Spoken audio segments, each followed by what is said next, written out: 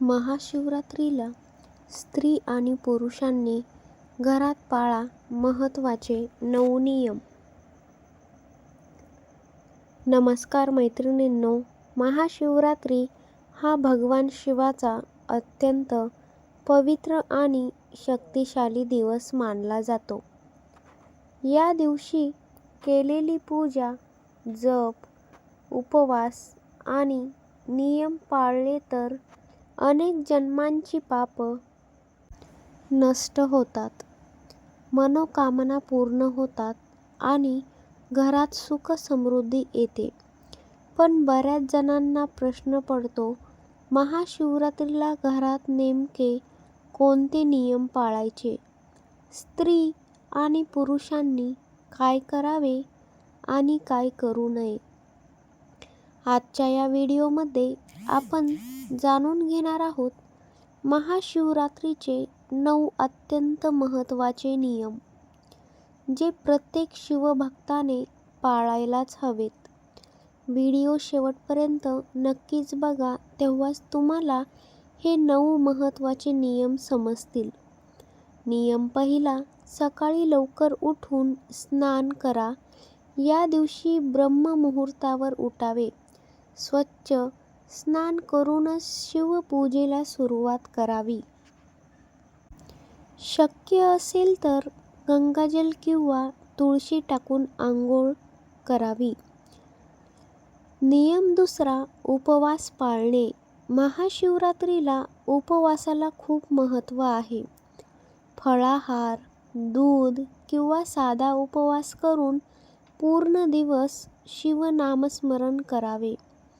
उपवासामुळे मन आणि शरीर दोन्ही शुद्ध राहते. नियम तिसरा, शिवलिंगावर योग्य वस्तू अर्पण करा. शिवलिंगावर पाणी, दूध, बेलपत्र, धतुरा, भस्म अर्पण करावे. बेलपत्र तुटलेले नसावे आणि बेलपत्र केव्हाच उलटे ठेवू नये. नियम नंबर 4, ओम नमः शिवाय जप. या दिवशी शक्य तितका ओम नमः शिवाय मंत्र जप करावा. हा मंत्र जीवनातील संकट दूर करून मनाला शांती देतो.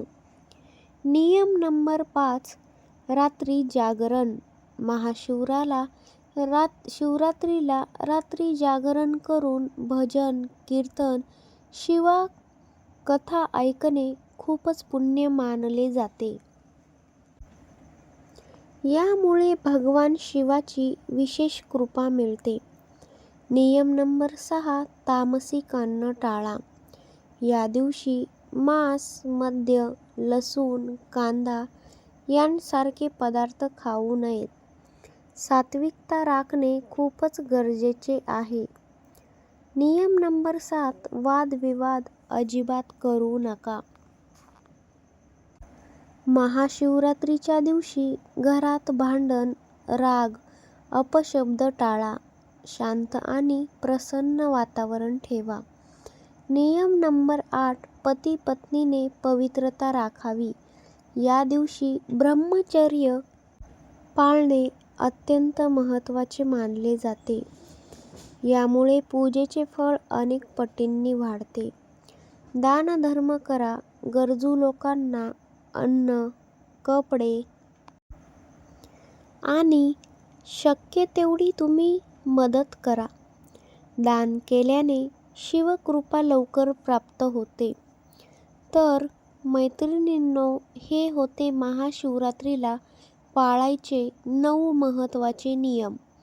हे नियम श्रद्धेने पाळले तर भगवान शिव तुमच्या सर्व मनोकामना पूर्ण करतील आणि